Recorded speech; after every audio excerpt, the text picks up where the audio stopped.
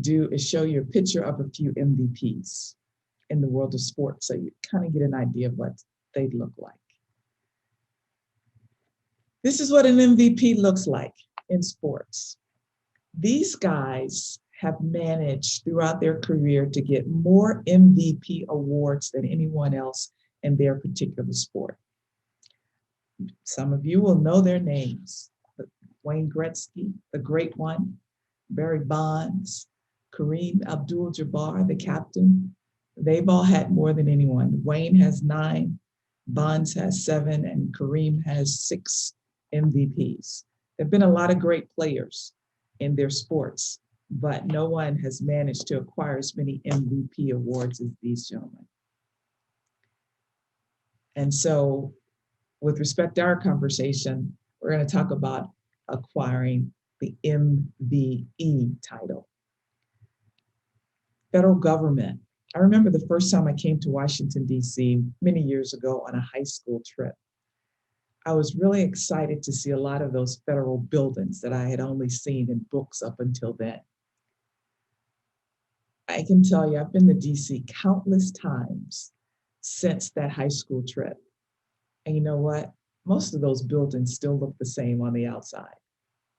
Decades have passed, and those buildings are still there, looking the same. But you and I know that while they might look the same on the outside, that a lot has changed inside those buildings.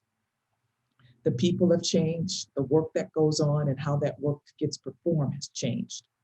Let's just go back 20 years ago, in 2001. The workflow inside those buildings depended heavily on people and paper. We used a lot of analog technology to communicate. And today, in 2021, with technology advancements, our workflow is more digitized. We're not as dependent on people and paper. And some of the jobs that were around 20 years ago are no longer here. They've been eliminated or replaced with technology. Let's look at, for example, let's consider administrative assistant role in the federal government. Here in 2001, we have Aetna, the admin. We call it Aetna admin. 20 years ago, a large part of Aetna's responsibility included answering telephones, greeting visitors, scheduling meetings, organizing files and calendars. Well, the admin role today looks a lot different than it did in Aetna's day. Today, admins create reports. They're using computers and more so. They're designing presentations, manipulating spreadsheets. Some of them update web pages and more. In fact, many federal government admin roles have been transformed or replaced by the program and management analysis role. So will you let me know this in the chat? Will you type in a task that your admin or maybe your management analyst might perform today that they likely did not perform 20 years ago, just to demonstrate some of that change? Cheryl, can you read to me some of the things that we're seeing in the chat? Absolutely. So we have one person talking about PowerPoint slides. Yes. We have email, Teams, Zoom, analyzing documents. Okay, thanks. Those are great examples. Admins today are analyzing documents, as mentioned, and PowerPoint slides. So the skills required to effectively function in those roles have changed significantly over the last 20 years. Let's again look at Paul the programmer. Application developers 20 years ago, they spent a lot of time creating code, dissecting problems, analyzing different scenarios. Their work was very insular. It was contained within a technical group. Well, today, application developers spend a lot more time collaborating with designers, writing copy, communicating visual, integrating technology platforms. In fact, the more complex and integrated our work is, the more collaboration is necessary between teams and groups. There's been a lot of change over the last 20 years, and this change is not done yet. In fact, in the 21st century, we're going to see more change occurring at a much faster pace. Again, help me out in the chat. Will you just identify some of the things that you think will change over the next 20 years in the workplace, just due to technology?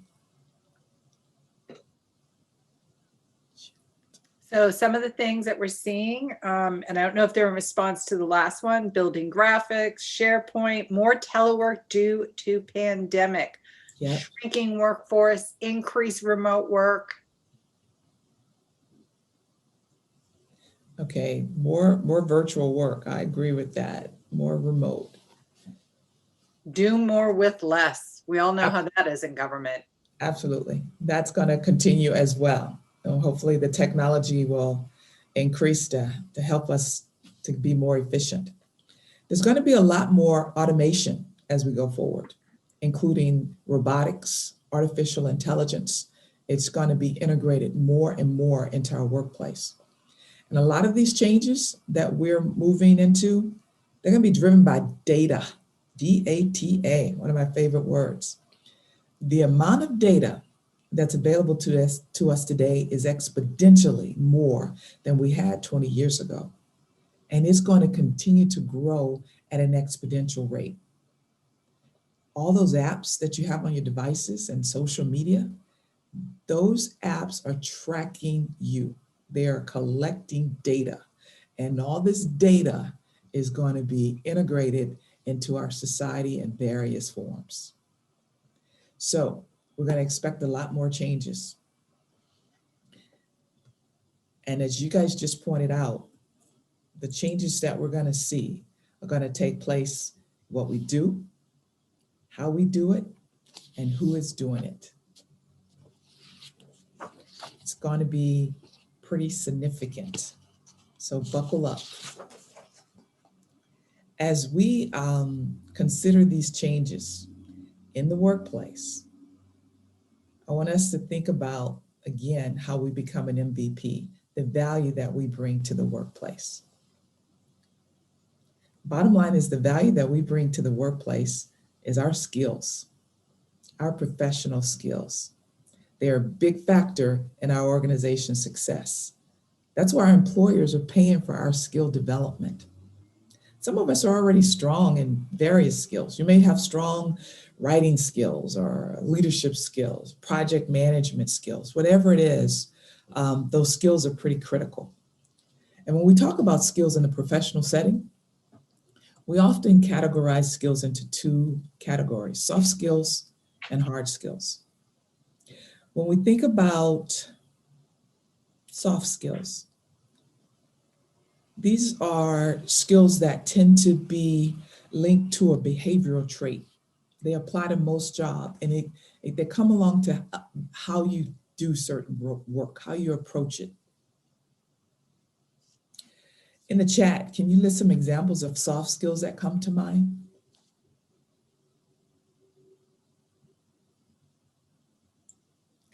So we're seeing emotional intelligence. Yes. Anything else? Emotional intelligence is a good one. Someone throw out another one. Conflict management, interpersonal communication, team building, communication again. Great. I know for me, it's integrity. Integrity, yes. Those are great. Those are soft skills, as you mentioned. Those are great examples. And then there are hard skills. Hard skills have to do with, at 100,000 feet, the ability to perform the task. Hard skills, because we're looking at performing the actual task, hard skills tend to be tangible and more measurable in that sense.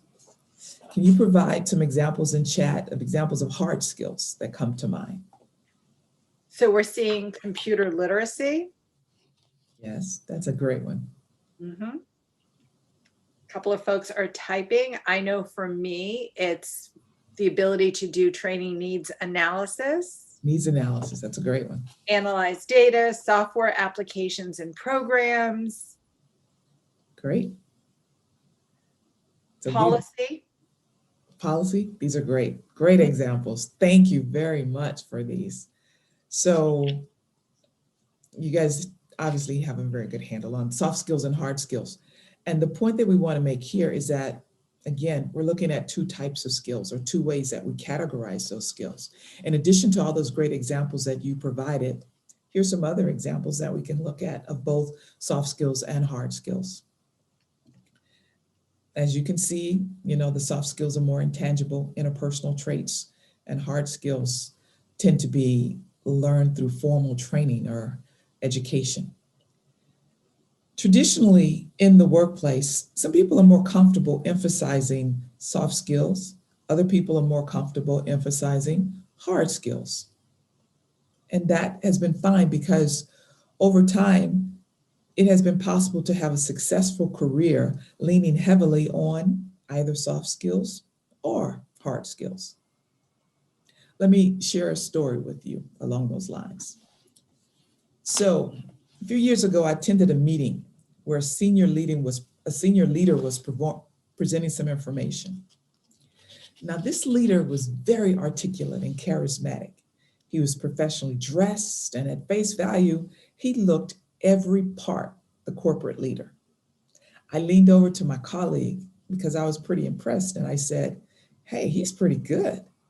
My colleague kind of frowned a little bit and said, "He looks good, but he doesn't always know what he's talking about." So I said, I continued listening to the presentation, and it wasn't long before the presenter said something that did not add up. My colleague gave me that look like, "See what I mean?" Now, I offer this example or this scenario as an example of where soft skills were strong, but the hard skills were lacking. This leader, like many others, probably depended heavily on their soft skills. They worked to develop those soft skills, those communication skills, those interpersonal skills, that charisma. This leader may have even attended leadership programs that emphasize soft skills. And that's why at face value, he looked so polished. But again, the hard skills were lacking. It's more than the presentation that matters. Unfortunately, I've seen this dynamic play out multiple times over the years. We have this bent toward one type of skill over the other, so we develop that particular skill. Consider this. When it comes to developing our professional skills, the question is, which skills do we focus on? Soft skills? Hard skills? Both skills are important. The research shows that the most valued employees in the 21st century will be those employees who have a strong balance of both hard skills and soft skills. That combination. So right here inside the white dotted line, that's the sweet spot. The employees that can do both. We call this hybrid skills. Have a solid balance of hybrid skills. This is how you become the federal MVE, most valued employee. You develop a solid balance of hybrid skills. And I say this passionately to you guys as training officers. Please keep this in mind when you're developing your training calendars. I think we do our employees a disservice when we load them up on soft skills only. When we do that, we may be addressing a short-term need, but we're not equipping employees for the long term, especially for the 21st century and all the changes that we're expecting going forth. Hybrid skills are becoming more and more critical. Tina, we have a question for us in the Q&A. Adele Dantzler wants to know, how do hybrid skills show up in a resume? Often, and we're going to talk more about that, oftentimes they're listed literally. When you look at the skills on your resume and what you're highlighting, you want to make sure that you're highlighting both. You talk about your ability to lead and your communication, but you also want to talk about your data analytical skills or your project management or your programming. You're going to make sure that you're equally highlighting them both on a resume. And let's also look at how they show up in the workplace. Here are a couple of examples before you. HR recruiting professionals. Now, these guys need to understand internet applications and they need to apply social media marketing to what they do. Network engineers, traditionally very much on the hard skills, they're now influencing policy and other aspects of the organization in ways that they had not before because the technical roles have such a broad impact. So the hybridization is taking place and it's already in the workplace and it's going to become more and more dominant as time goes on. These roles are growing, they're on the rise. Hybrid jobs that require the ability to understand maybe the automation, the technology, the hard skills, and the ability to integrate the soft skills, these jobs are going to be more resistant to automation going forward because it is clear in the research that the human element is critical in the workplace. Robots can only do so much. We're going to need the human intervention. For example, software technology can crunch numbers, but it requires a human to interpret the findings and relate it to the situation at hand. So those people who can demonstrate solid hybrid skills today, they're often commanding higher salaries because they can demonstrate their value to the organization, on both sides. Expect more and more hybrid skills showing up. Organizations are beginning to see the value of hybrid skills as well. Organizations that have balanced hybrid skills throughout, they perform better overall. They tend to be more productive. They have better decision making, better management, accountability, and the list goes on. They're just run better and managed better. So what's the point? Tying it back to becoming a federal MVE. If you want to become a federal MVE, most valuable player, develop your hybrid skills. That's crucial. So here's some ways that you can do that. Earn a certificate or a credential. A certificate is middle ground.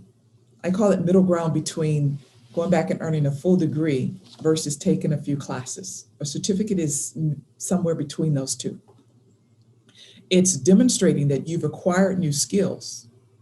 And by being able to add that to the resume, I have a certificate in project management, or I have a certificate in data analysis or program and management analysis.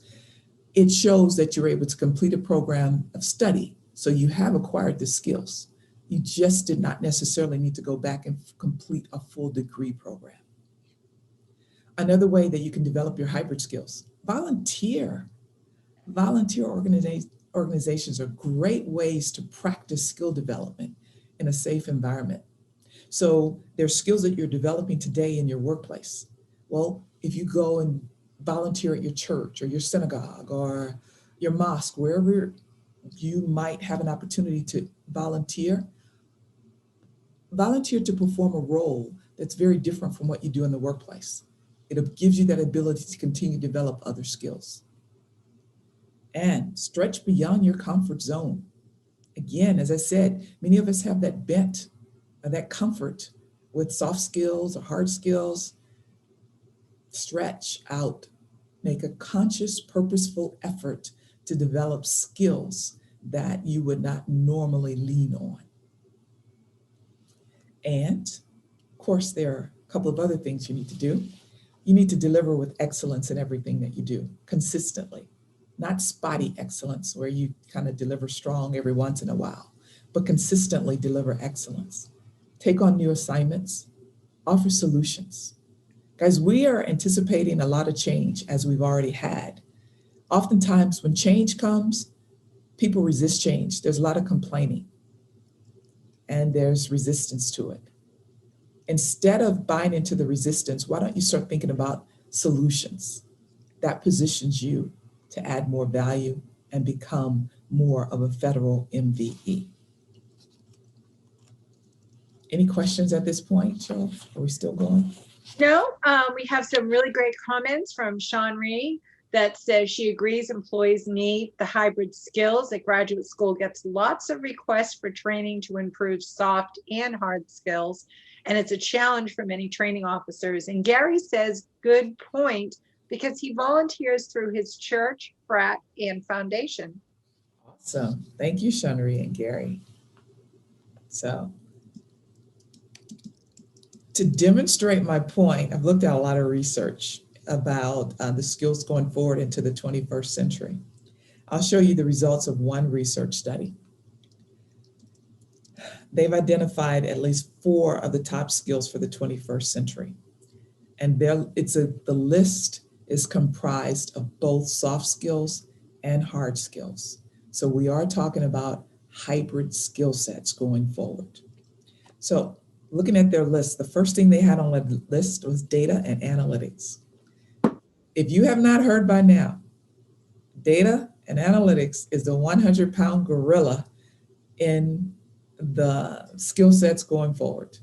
Practically every industry is placing more emphasis on data and analytics. It's the buzzword, it's the buzz thing right now. Now, please understand, when we talk about data analytics and incorporating this into your work or your skill set, I am not saying that you need to become a statistician or a data scientist. What we're saying is that you need to develop basic knowledge. It's going to be helpful in order to move forward. There's going to be so much data thrown at us and given to us that you're going to have to be able to take it and assess it, analyze it, be able to determine what that data is saying and move forward based on that data and that analysis. So basic understanding is what we refer to when we talk about data and analytics. Yeah, we have some really good, interesting comments here. Very well says, take on new assignments and offer solutions. Adele says it's about collecting data about different jobs to see the results. And for those of you that want to learn more, Sean Ree Baker has included a link to the graduate school EDU catalog. Well, thank you, Sean Ree. So that's great. Thank you, guys.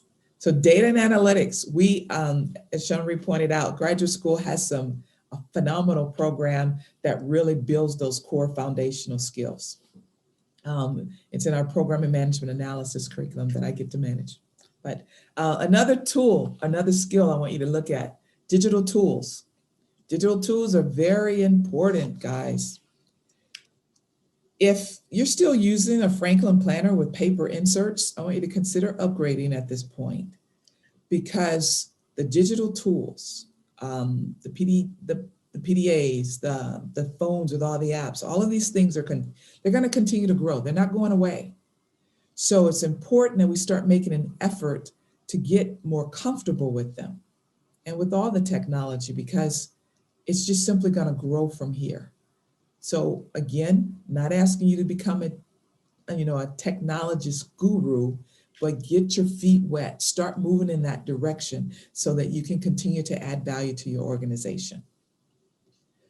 Third skill listed on this list was management, business management. When I refer to the word management, we're referring to it as a verb, not suggesting that you have to become a manager and supervise people. But when we talk about management, we're referring to the process of dealing with things and controlling multiple things in an orderly fashion. So skills like organizing, planning, controlling, these are skills that you need when you're managing people, processes, projects, plans, all sorts of things. So these core skills will continue to be important and probably become even more important because, as someone said, we're going to be doing more with less. So those individual responsibilities will likely grow. And then lastly, there's creativity, lots of creativity going forward. So here, we want you to learn to color outside the lines within reason.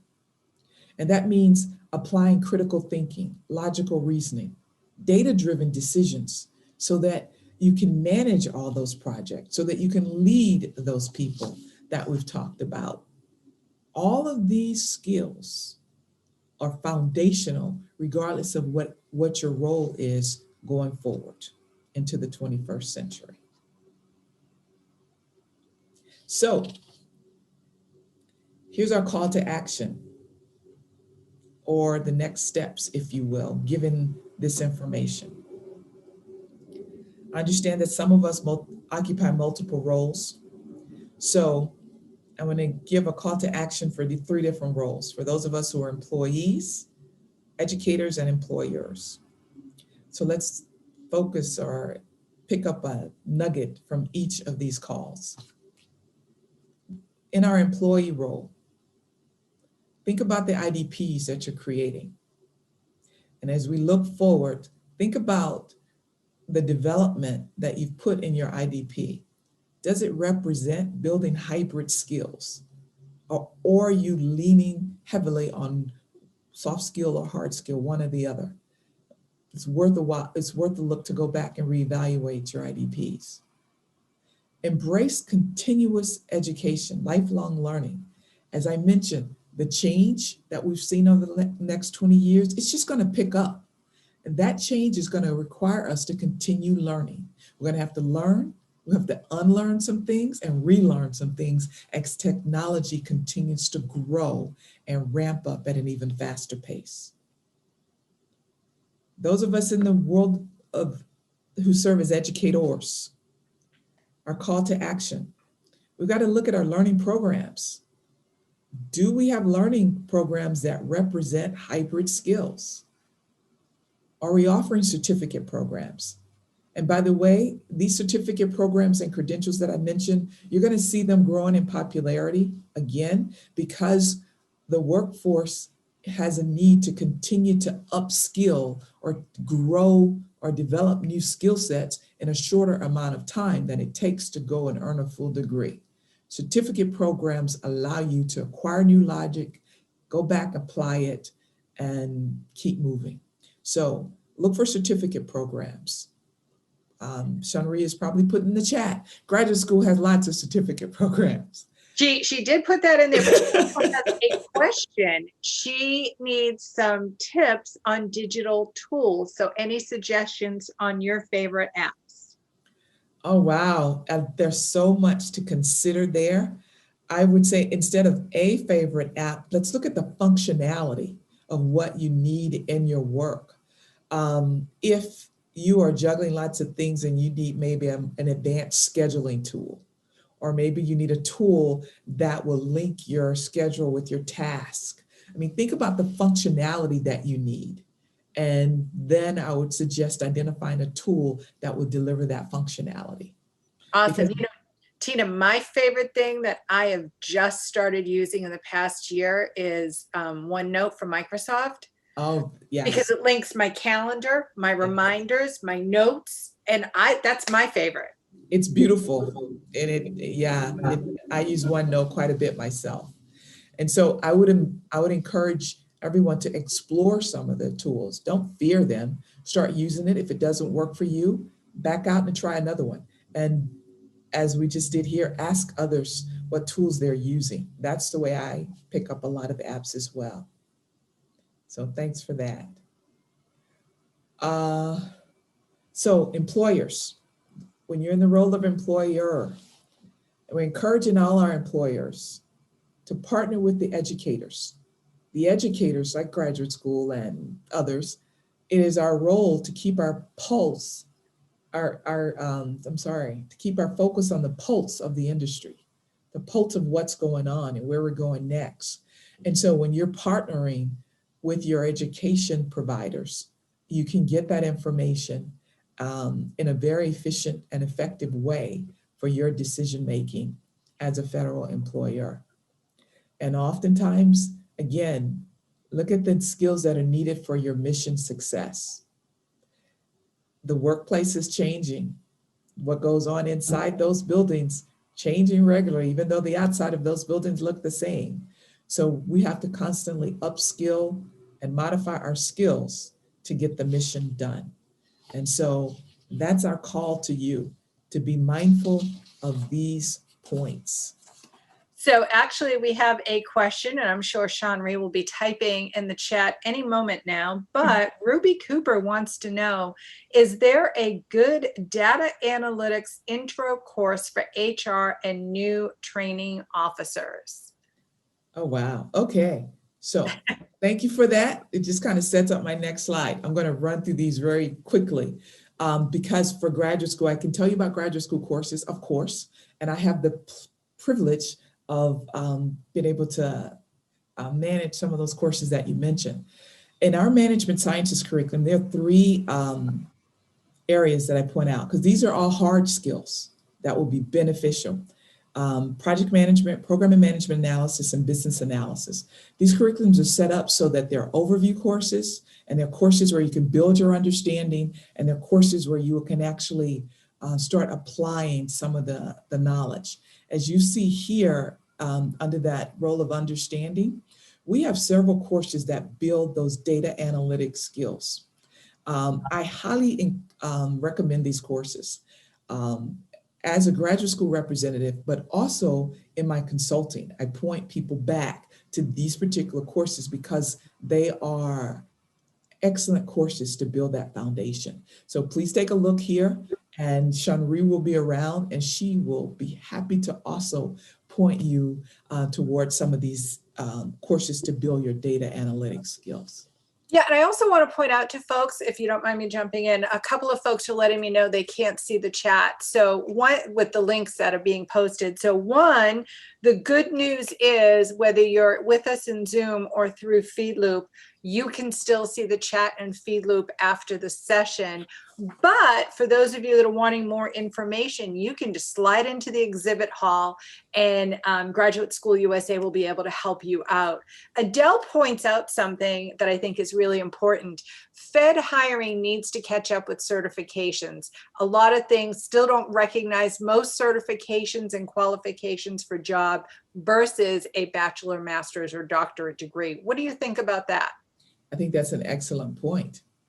And while Fed hiring across the board may be a bit slow, that does not necessarily preclude a particular hiring manager to focus on certain things for their particular hires. So while it may take more than a minute for the whole federal government to come around, you can make an impact exactly where you are with your particular vacancies or positions in your organization. So I would encourage you to definitely think about that, especially as a hiring manager in many different roles. That's something that I was able to do, even though the larger organization, wasn't fully on board. So thanks for pointing that out. Quickly going through, talked about the program and management analysis. There's some project management courses, again, overview, building that understanding, and then coming about and applying those skills. Business analysis, we have the same thing. Overview courses for those who just want to dip their toe in, and then the understanding and application skills. Graduate school also offers certificates. Again, certificates will demonstrate your knowledge on your resume. It goes in the education section, but it's not a degree. In our case, our certificate programs may be a series of 4 classes, 6 classes, 10 classes. It varies. You have to look at each certificate individually, but it's a series of classes that will help you build skills. You get the credential, you can put the credential on your resume so that employers know that you have this additional skill in addition to all that great work experience that you've gained in the federal government. So my goal today was threefold. I wanted to emphasize the importance of developing hybrid skills, not only in your organization, but in your career path. I would say don't wait, start upskilling now, because that's a direction that our society is moving. Get ahead of the curve. Go ahead and start it. I wanted you to be aware that graduate school can help you in this effort, that there are several courses that we can help that develop hard skills as well as soft skills. And I wanted to take some time in our Q&A portion to get your thoughts and ideas of where we can add assistance, or what are your thoughts about some of the things that we've shared and just kind of moving forward as a federal MVE. And as we move into that, I just want to say thank you very much for your time. So let's now do the Q&A and get into chat. So also to remind everybody, if you're not seeing the chat and feed loop right now, Shawnree has said that yes, they'll be in the exhibit hall. She can have Tina in the exhibit hall as well to answer any questions. But you know, Tina, I'm looking at this and I'm going to ask a question. Sure. My question is, how do you determine the right balance? That's a great question. And the right balance is going to be driven from what's the end goal. And so what's your end goal? What is it that I'm trying to accomplish? When I figure out what that is, then I back up and look at what's the balance of skills that I need here. Most people have A and B. If I want to be an MVE, I want A, B, and I want some C, and I'm going to sprinkle in a little D as well, because I'm going to be at the top of my game. I'm going to stand out and be that MVE. So we do have somebody asking a question. How do you get your boss to see the value? Oh, that's a great question as well. So one of the things that we do at graduate school, we can come in and just kind of do a little overview presentation, something similar to what we did here, to just kind of show the value of hybrid skills. And we do that with training officers or even hiring managers. It's just part of what Shawnree does with her selling, and she'll, you know, offer additional information. And this is also the point that I made when I talked about partnering with your education providers. This is what we do. We look at the industry. And so if helping your boss understand that this is where we're going, and this is my IDP, and this is how my IDP aligns with getting me, you know, to my goals, which is also in line with the organization's mission, which is aligned with, you know, where our society is headed moving forward. This is all in alignment, and that tends to help some people show the value and why they want to build this additional skill that may not look like it aligns, but if you can show that connection, that tends to be very helpful. Great, thank you. Any other questions for Tina?